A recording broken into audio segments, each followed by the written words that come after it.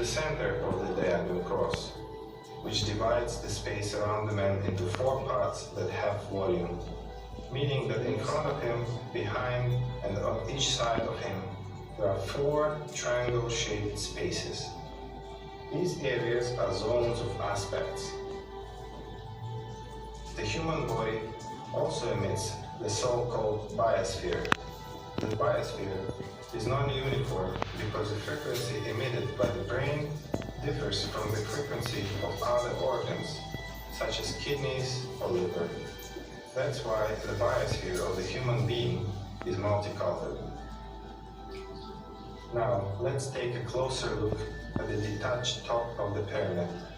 The top is located about half a meter or 1.5 feet above the tip of the head. This distance is approximate because each person is unique. It is here, in the top of the pyramid, that thoughts are born. The personality of the human being is located in the center of the top. Any person feels as personality during life. The personality is that part of us which makes choices between the spiritual and animal natures, draws conclusions, does analytical work, and accumulates personal experience of sensually emotional dominance. Between the top and the truncated pyramid, there is consciousness, or rather a field of consciousness, which consists of septons.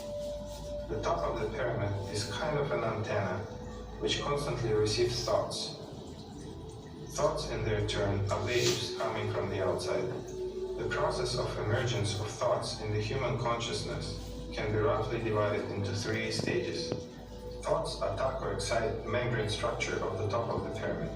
A wave of excitation is transmitted further to the field of consciousness, and this process is a response of consciousness to the outside thoughts. The field of consciousness, in its turn, transmits reactive response impulses to the personality and the brain. Interestingly, one of the same areas of the personality and the brain are excited.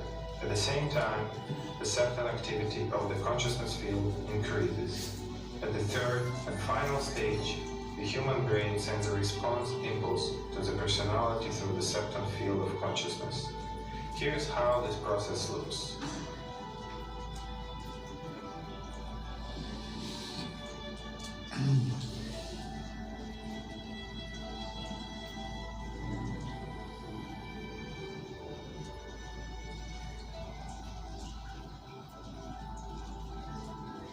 Now let's take a look at the main and the most important part of the human structure, the soul. The soul is true antimatter. The rest of energy structure in 6 dimensions is built around it. If it